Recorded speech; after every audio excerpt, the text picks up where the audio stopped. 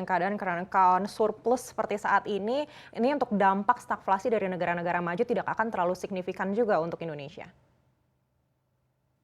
Betul. Nah, tetapi tetap aja kita harus vigilance ya, karena dinamika di pasar global ini akan sangat tergantung pada khususnya dalam saat ini adalah tergantung pada seberapa lama konflik di Ukraine ini terjadinya.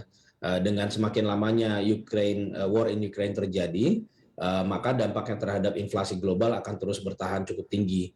Nah, ini akan kemudian mengakibatkan instabilitas di pasar keuangan global itu juga semakin sulit untuk diprediksi. Akan tetapi memang kita harus siap-siap. Kita punya cadangan devisa yang cukup tinggi saat ini, relatif tertinggi sepanjang sejarah. Kita punya current account yang cenderung arahnya surplus, dan mudah-mudahan walaupun dengan harga komoditas yang tinggi, strategi pemerintah adalah bagaimana dampak positif dari harga komoditas yang membaik tersebut terhadap current account kita dan juga terhadap penerimaan pemerintah, itu semuanya bisa digunakan terutama diprioritaskan untuk menjaga daya beli masyarakat, khususnya masyarakat miskin dan rentan. Ini yang kemudian menjadi prioritas utama dari pemerintah ketika terjadi pertumbuhan ekonomi yang baik, ketika terjadi dampak positif dari komoditas ini terhadap perekonomian kita maupun sisi penerimaan negara, yang menjadi prioritas dari penggunaan dari belanja kita itu tetap adalah untuk menjaga daya beli dari masyarakat, khususnya yang miskin dan rentan.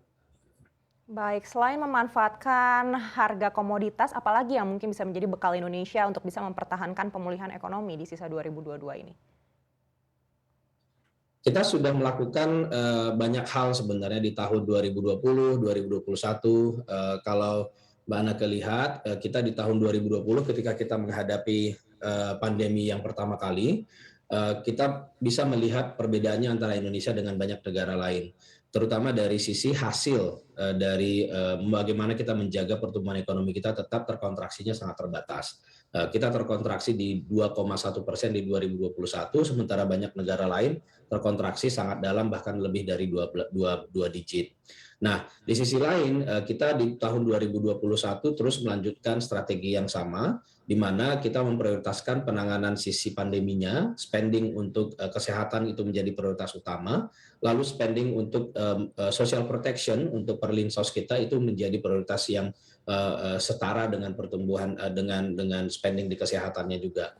Sehingga di tahun 2021 dengan strategi yang sama seperti yang kita lakukan di 2020, tidak hanya pertumbuhan ekonomi kita bisa kita pulihkan dengan baik, kita tumbuh di 3,7 walaupun waktu itu ada delta, tekanan yang sangat dalam, kita juga berhasil menurunkan angka kemiskinan.